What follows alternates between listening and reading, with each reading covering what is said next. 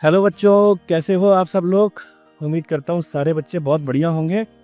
और आज इस व्लॉग के अंदर मैं आप लोगों को बताने जा रहा हूँ कुछ tips and tricks business studies के एग्ज़ाम के लिए।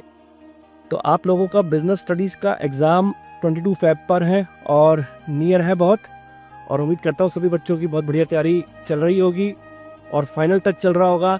आपको किन टिप्स और ट्रिक्स का ध्यान रखना है अपने बिजनेस स्टडीज़ के एग्ज़ाम के लिए, तो आज मैं वो आप लोगों को 5 टिप्स बताऊंगा जो आप लोगों को अपने बिजनेस स्टडीज़ के एग्ज़ाम के लिए ध्यान रखने हैं।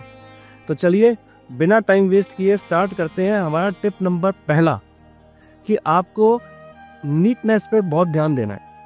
आप मान के चलिए अगर आप अपना एग्ज़ाम कर रहे हैं और अगर आपने नीटनेस नहीं रखी, काटापीटी बहुत ज़्यादा कर दी, तो बच्चों बहुत नुकसान होता है। टीचर जो चेक करने वाला है वो इरिटेशन आ जाता है उसके ऊपर। तो वो चीज़ का ध्यान रखना है और आपको जो क्वेश्चंस भी करने हैं वो सीरियल ऑर्डर में करने हैं। कई बच्चे इस तरीके से काम करते हैं कि मान के चलिए क्वेश्चन नंबर 1 पहला किया, फिर सीधा पहुंच जाएंगे 10th वाले पर, और 10th के बाद फिर सीधा पहुंच जाएंगे 5th वाले पर। तो करने को आप कर सकते हैं, लेकिन ध्यान देना है बच्चों कि कोशिश ऐसे करें कि सीरियल ऑर्डर में क्वेश्चंस को करें।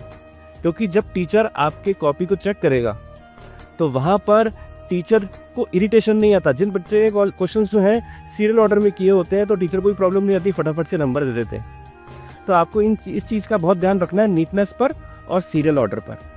और टिप नंबर 2 हमारा आता है टाइम मैनेजमेंट के ऊपर। हमें टाइम मैनेजमेंट का बच्चों देखो बहुत ध्यान रखना है। अगर आपने टाइम मैनेजमेंट पर ध्यान नहीं रखा, पेपर छूट गया, तो आपको बहुत ज़्यादा दुख होगा। क्योंकि सोच कर भी हम जो है टीचर जो है नंबर नहीं दे पाता। तो आपको टाइम मैनेजमेंट के ऊपर सबसे ज़्यादा वर्क करना है। तो देखिए बच्चों, टिप नंबर 3 जो आपका कहता है कि आपको डायग्राम और फ्लो चार्ट जरूर बनाने हैं। क्योंकि क्या होता है कि जैसे आप मान के चलिए आपने कोई भी चीज़ एक्सप्लेनेशन किया, अगर आपने उसके साथ डायग्राम बना दिया तो यूजुअली जब टीचर कॉपी चेक करेगा तो डायग्राम देखकर टीचर को झट से पता लग जाता है कि बच्चे ने इस क्वेश्चन के अंदर क्या लिखा होगा। तो मोस्टली क्या होता है, टीचर के पास जो लिमिटेड टाइम होता है कॉपी को चेक करने का, वो आपको डायग्राम देख के बच्चे की नॉलेज को जज कर जाता है और आपको उसके इजीली मार्क्स मिल जाते हैं। तो एटलीस्ट बिजनेस स्टडीज़ और इकोनॉमिक्स के एग्जाम के लिए, दोनों के एग्जाम्स के लिए मैं आपको ये बात बोलूँगा कि आपको डायग्राम फ्लो चार्ट का यूज़ बहुत करना चाहिए। तो हमारे 3 टिप पूरे होते हैं। पहला नीटनेस, दूसरा टाइम मैनेजमेंट, तीसरा हमारा होता है डायग्राम एंड फ्लो चार्ट, और 4th टिप मेरा कहता है कि आपको हमेशा इसके अंदर हाईलाइट ज़रूर करना चाहिए अपने कीवर्ड्स को। क्योंकि आपको जितने भी मैंने कीवर्ड सिखाए हैं, अगर आप उसको हाईलाइट अच्छी तरीके से कर आते हैं, तो जितने भी हमने कीवर्ड्स के ऊपर पॉइंट काम किए हैं, अगर आप हाईलाइट अच्छी तरीके से करके आ जाएंगे तो आपका बढ़िया से बढ़िया मार्क्स आपको ज़रूर से मिलेंगे। Last and the final 5th number का टिप देखो हमारे क्या बात बोलता है।